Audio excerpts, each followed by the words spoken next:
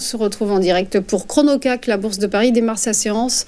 On va faire appel à vous, comme tous les lundis, à votre sagacité. Bonjour Mathieu Serron. Bonjour Zine, bonjour à tous.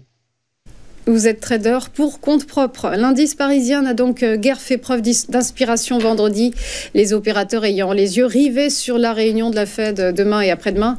Difficile d'ici là de dégager une réelle tendance? Oui, tout à fait. Et le CAC est resté poussif, mais c'est pas le seul, puisque la semaine dernière, le DAX, malgré un nouveau plus haut vendredi, a fait beaucoup de surplace. Il ne progresse plus depuis le 6 décembre. Même constat sur le SP500, qui ne progresse plus quant à lui depuis le 4 décembre. Donc on est sur ces indices-là comme un peu en lévitation, sur des points hauts, dans l'attente de nouveaux catalyseurs. Vous en parliez, la Fed mercredi en est un, et nous aurons d'autres banques centrales également, avec jeudi la Banque du Japon, du Royaume-Uni, de Norvège, et vendredi la Banque de Chine. Donc un contexte de marché assez particulier. Il n'y a que le Nasdaq qui a tiré son épingle du jeu finalement la semaine dernière, porté par les fantasticos d'Alphabet et surtout de Broadcom. Broadcom qui a pris 25% sur la semaine, qui est entré d'ailleurs dans le cercle très fermé des capitalisations supérieures à 1000 milliards de dollars. C'est désormais la 10e plus grosse capitalisation mondiale, Broadcom.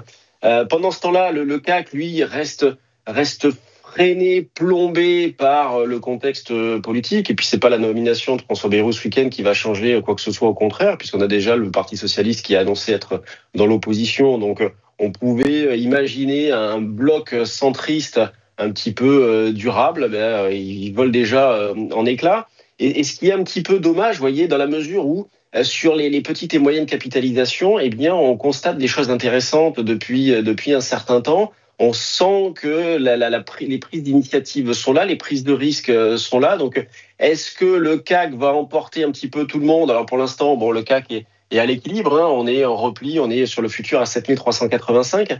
Donc, est-ce que cette lourdeur de l'indice va emporter avec elle les petites et moyennes capitalisations? Ça va être un petit peu les enjeux de ces prochains jours. Moi, dans le contexte actuel, je travaillais avec un biais haussier depuis le franchissement des 7350, mais force est de constater que y a pas de relais, que l'hésitation reste très forte, la visibilité est assez faible, donc je reneutralise.